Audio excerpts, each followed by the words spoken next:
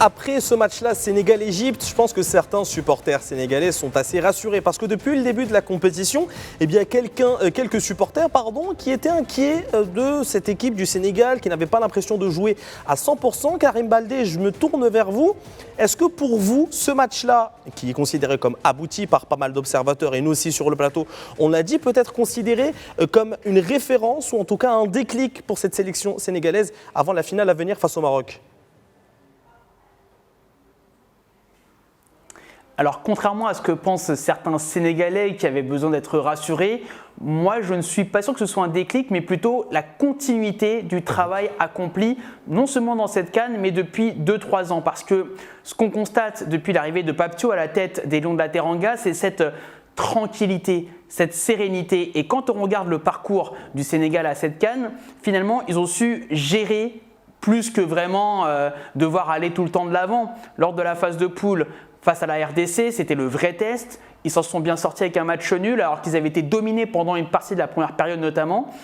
Et ensuite, ils sont revenus finalement au mental et parce qu'ils sont sûrs de leur force. Et ça, c'est vraiment une caractéristique du Sénégal, que ce soit face à la République démocratique du Congo ou encore face au Soudan. Moi, je pense que le Sénégal, d'il y a 2-3 ans, aurait été dans une situation beaucoup plus complexe après avoir encaissé l'ouverture du score, comme ce fut le cas en huitième de finale. Alors que là, finalement, un peu à l'image du Paris Saint-Germain depuis le titre en Ligue des Champions, et ben doucement mais sûrement, ils vont revenir en misant sur leur qualité. C'est pour ça que moi, je ne suis pas rassuré. Pour moi, c'est la suite logique du parcours sénégalais. Mais ce qui est à noter quand même sur la demi-finale face à l'Égypte, c'est le mental. Vraiment, au niveau psychologique, on savait que les Égyptiens, ils allaient la jouer un petit peu…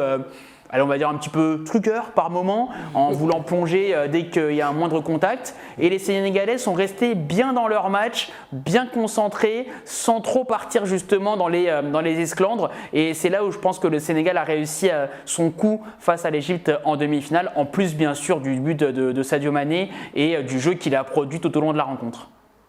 On a vu un peu cette équipe sénégalaise plus structurée, vraiment très organisé, ils cassaient les lignes, les joueurs avaient une très bonne lecture de jeu, ils revenaient tous ensemble, ils attaquaient ensemble. Bon, même si c'était un match très disputé et plutôt bloqué en termes tactiques, mais est-ce qu'on peut dire que le Sénégal est une des équipes les plus abouties mentalement lors de cette compétition, Soufiane? Oui, effectivement, ils ont une maturité collectif qu'on constate au fur et à mesure de cette CAN-là.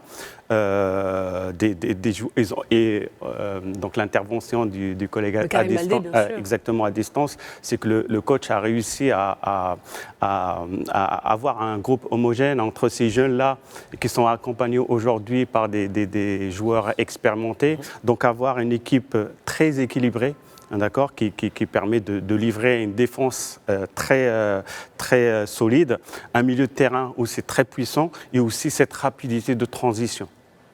Justement, vous parlez de mélange d'expérience et de fougue de la jeunesse. Et un des joueurs, et Noah en a parlé en début d'édition, qui ne sera pas présent, c'est le capitaine Kalidou Koulibaly qui sera remplacé par le défenseur strasbourgeois Mamadou Sarr. Willy, je me tourne vers vous mentalement, dans la tête d'un jeune joueur. Quand on sait qu'on va remplacer non seulement un leader du groupe, mais non seulement le capitaine, comment ça se passe dans la tête de Mamadou Sarr à l'approche de cette finale ? Pour moi, de mon côté, je vais dire que Mamad, il est déjà prêt, parce que plus tu as des matchs, déjà il sort dans la Ligue 1, tu as une continuité de matchs. On demande d'être performance tout le temps, en fin de compte. La performance, et je crois que c'est lui qui va être de mettre à l'écart maintenant M.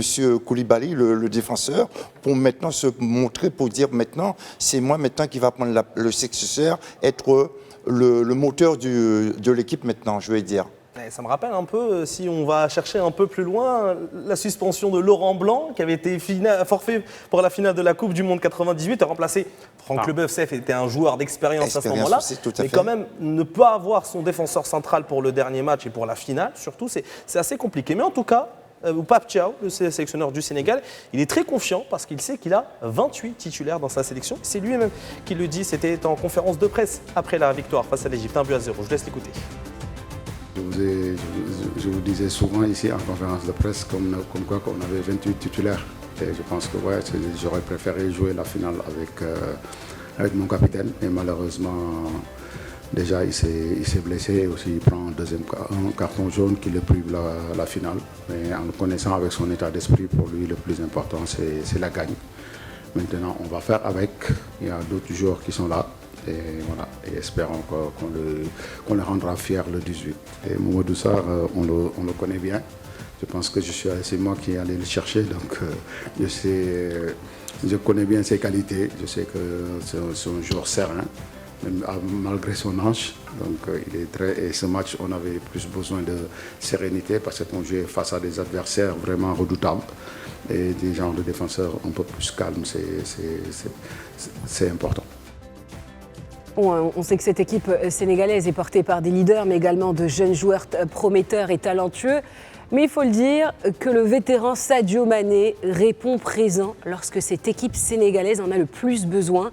Il a délivré, il a même mené le Sénégal et Lions de la Teranga vers la finale. Karim Baldé, un mot sur le parcours de Sadio Mané durant cette CAN 2025. C'est vrai qu'au début, on avait l'impression que ses actions étaient minimes, qu'il n'était pas assez impliqué. Mais finalement, je pense que c'est un joueur qui a atteint une telle maturité, qui sait vraiment gérer en fait son énergie, ses accélérations. Qu'est-ce que vous en avez pensé généralement, Karim Baldé, de sa performance jusqu'ici ? Sadio Mané réalise un sacré tournoi et honnêtement, je ne l'avais pas trop vu venir parce que ayant été présent à Londres pour le match Brésil-Sénégal en amical en novembre dernier, j'avais quand même beaucoup de craintes et je discutais avec pas mal de confrères sénégalais au stade Emirates de Londres et moi, en voyant jouer Sadio Mané, je me disais qu'il était complètement cramé et qu'il n'allait jamais pouvoir supporter des matchs à haute intensité. Ça, c'était mon point de vue en novembre. Mais comme Sadio Mané, c'est une star, c'est une légende, et il arrive à me faire mentir. Et c'est vrai que dans cette CAN, ce qui est à noter par rapport au match de novembre dernier, c'est son léger repositionnement. C'est pas toujours hyper flagrant, mais Sadio Mané joue un petit peu plus bas et ça se voit d'ailleurs au niveau des statistiques. Dans cette CAN, au Maroc, il se distingue beaucoup plus par ses passes décisives que par ses buts. Alors d'accord, il a marqué 2 buts, dont celui de la victoire en demi-finale, ce qui est important, mais quand même, il se distingue beaucoup plus par les passes. Et je me souviens d'un match, je crois que c'était contre le Soudan en 8e, où la passe qu'il fait pour l'avant-dernière passe même qu'il fait du milieu de terrain, c'est une passe laser, c'est ce que Carlo Ancelotti a appelé une passe Ligue des Champions. C'est une passe qui peut casser 1 ou 2 lignes instantanément et c'est là où Sadio Mané est très fort, c'est parce qu'il a la vista. Peu importe que son physique soit un peu déclinant et c'est normal avec l'âge, mais la vista, elle reste et on l'a vu dans cette Coupe d'Afrique des Nations et puis il reste un leader naturel dans l'équipe. Il y a eu des débats au Sénégal sur le fait de garder Sadio Mané comme leader incontournable de l'équipe, notamment après la dernière Coupe d'Afrique des Nations en Côte d'Ivoire. Mais finalement, Pape Thiaw a eu raison de le maintenir en étoile, en joueur numéro 1 de son actif, peu importe les critiques au pays. Et finalement, le résultat, il est là, c'est que c'est le leader naturel. Et Crépin Diatta, après le match de mercredi, disait que oui, c'est notre leader naturel, c'est notre guide finalement. Et peu importe qu'il y ait plein de leaders dans l'équipe, Sadio Mané, c'est le joueur focal, c'est le point numéro 1 de cette équipe du Sénégal, même s'il marque moins qu'auparavant.